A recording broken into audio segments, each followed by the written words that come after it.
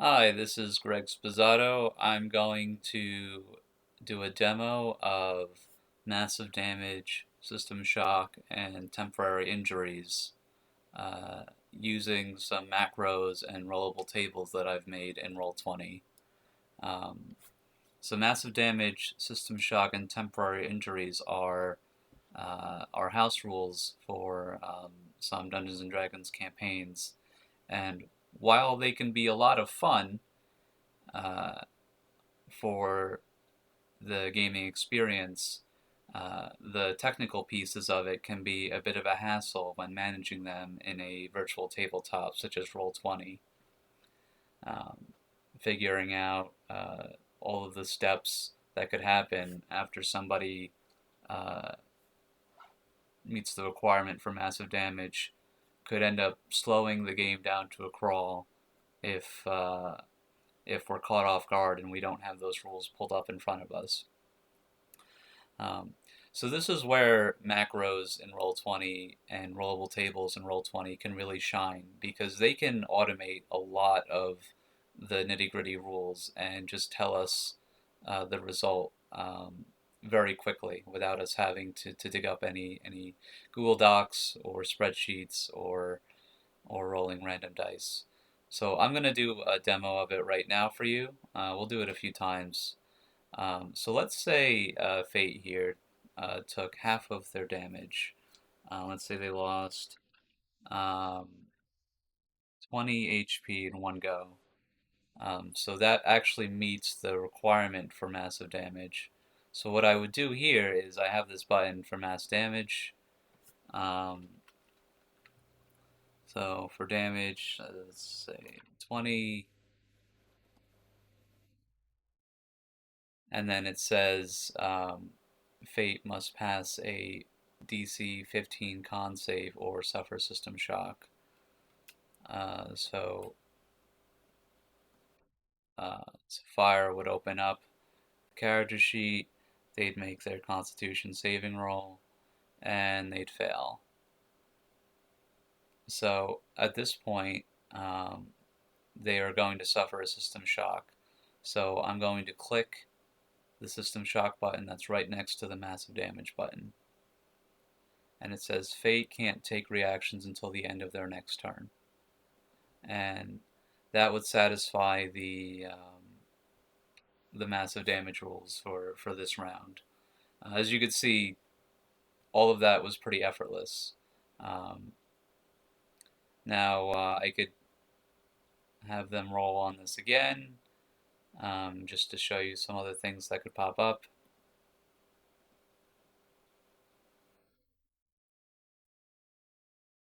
And I know one of these is a temporary injury, so I'll show you those as well.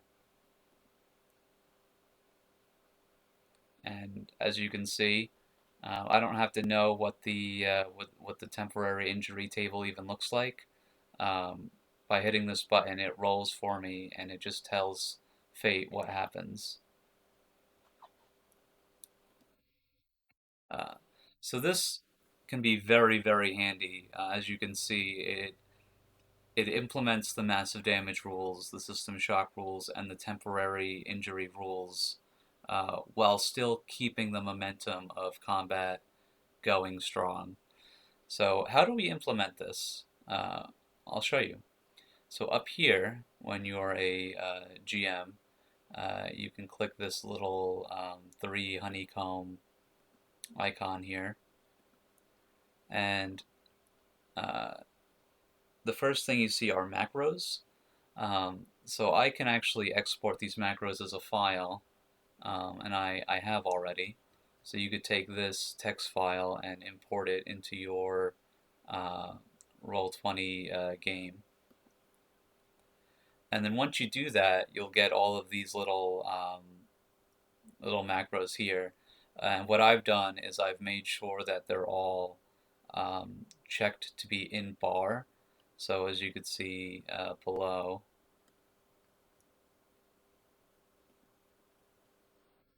oh, where did my buttons go?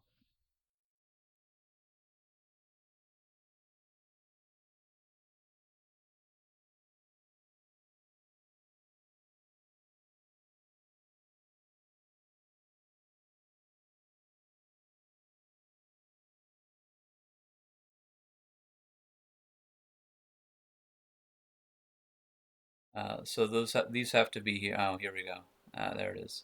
Um, so these have to be checked, and then this has to be checked for these buttons to appear. Um, just as a quick side note, pop out some of these here. So Cherry here has to make a deck save, right? She's an NPC that I control. Um, all I gotta do is select her, deck save, and there we go. The roll is made. So if I have like a swarm of NPCs who have to make like a dexterity saving throw, you could see um, how quickly and effortless that can be while running a game. All right, so these have to be here. These can be imported or exported with a file. Um, and then the next thing is the rollable tables. These tools haven't really gotten to work very well. Um, but you can actually make a system shock, lingering injury, and temporary injury table yourself by hand. I did anyway. So for the system shock table, it's the most important one.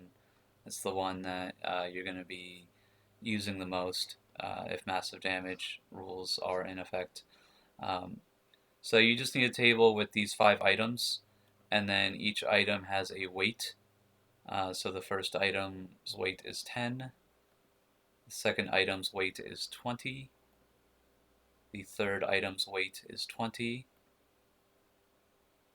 the fourth item's weight is 20, and the fifth item's weight is 30. Now this is based on the original Google Doc that had numbers assigned to the probability of these happening.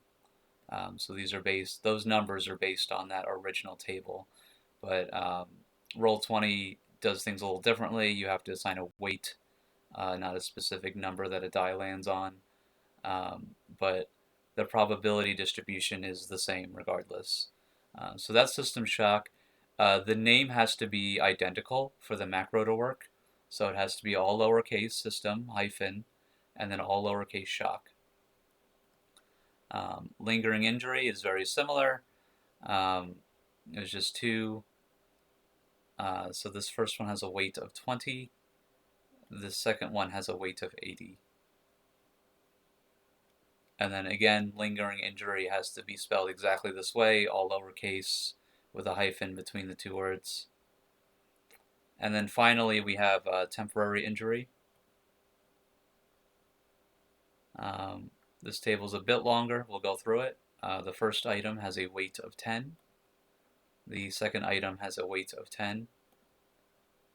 The third item has a weight of 10. The fourth item has a weight of 10. The fifth item has a weight of 10. The sixth item has a weight of 10. The seventh item has a weight of 10.